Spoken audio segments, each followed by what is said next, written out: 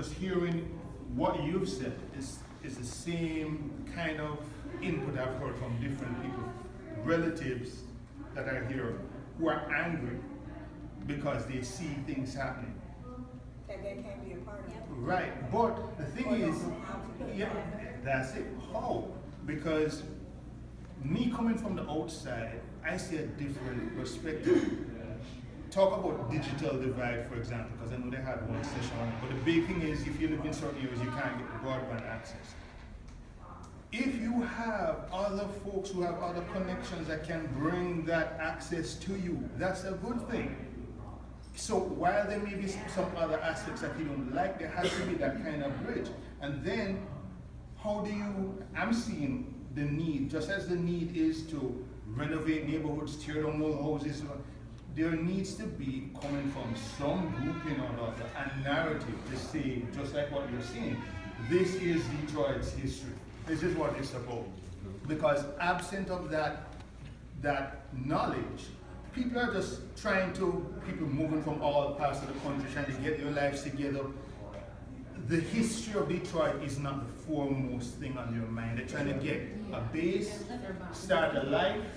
So when they come into a neighborhood, they see an opportunity to build a home, get a home at a low cost, create their own little thing, and I need certain resources.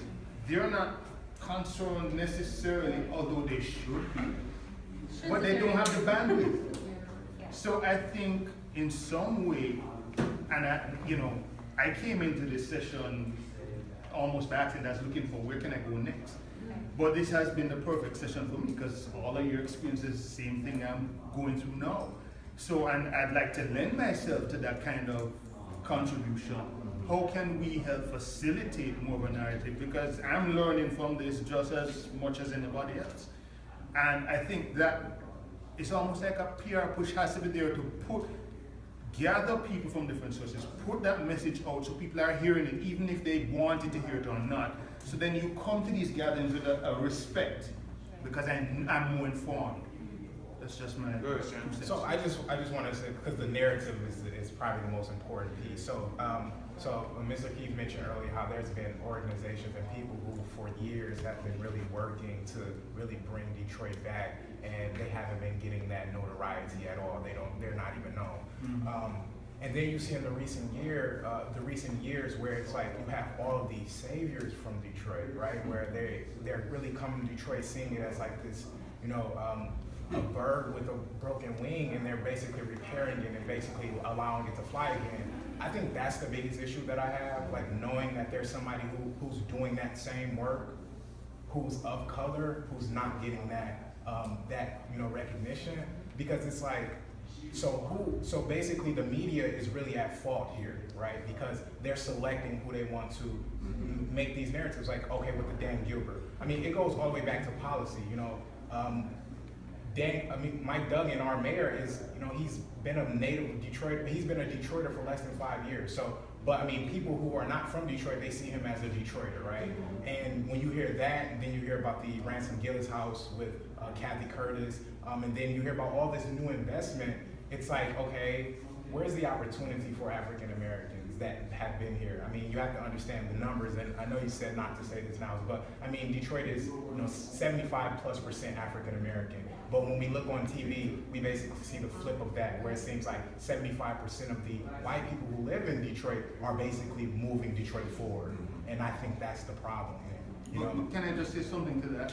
I think, and you mentioned earlier, somebody mentioned about, the past. Yeah, you mentioned about living in the past versus now is an era that you don't need traditional media to necessarily get your message out or to make that knowledge known. There have been things that have been generated virally that supersede what traditional media does. And I think that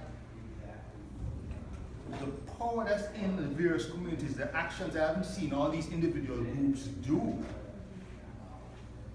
the dialogue isn't there between them. Everybody's doing their own little thing. And trust me, what I'm hearing here is the same thing that's happening in Kingston, Jamaica. It's the same one. There's so many parallels to Detroit and Kingston, Jamaica. It's not even funny. driving across a street and going from an affluent neighborhood to poverty. The crime aspect, the perception, all that is the same thing. But you mentioned it, you have more power to control the narrative than you think. And even what you're saying, yeah, people are doing that, but you can do enough among yourselves to let other people know by default that, hey, we need to start paying attention to this. Yeah, I want to say just very briefly, your point is we'll take it out and say this: the media is the most powerful force on the planet. All media, it is. And today, more than ever before, we can control. You know, we have the internet, we have blogs, we have websites, and we use all of that.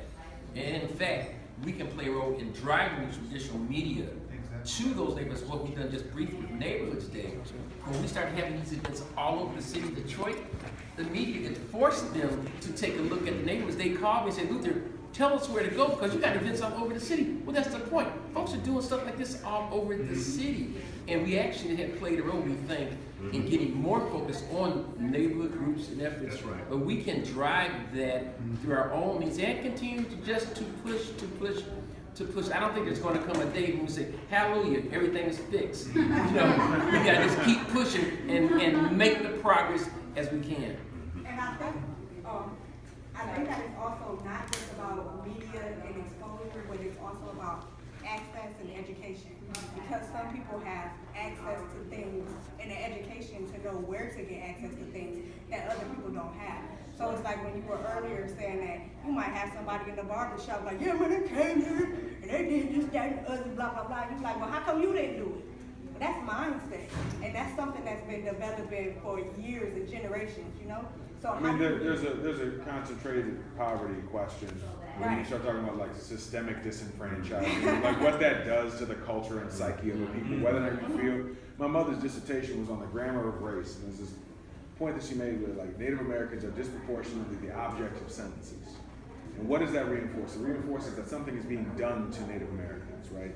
The governor is negotiating the 17 tribe. You have this picture of this like single, probably white man talking to a bunch of people kind of in a group, telling them like he's negotiating to them, right?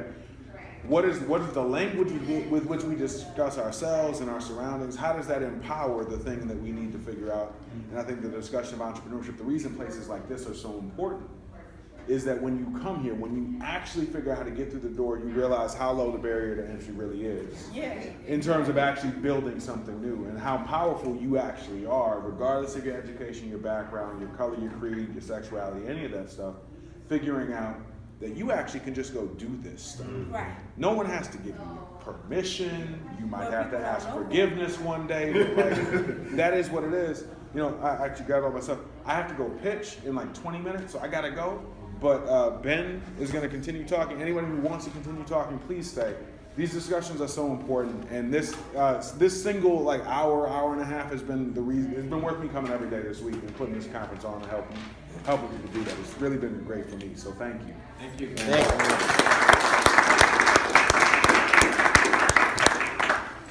But yeah, if I can just finish. Yeah. So follow up. Native Newcomer. We're working on figuring out how to put together a website. I would love for you to give your email information to Ben. Yes. He will collect that. We would love to keep you engaged in terms of the community meetings and discussions that we're trying to have, but then also to say anything you think we can do better, anything as an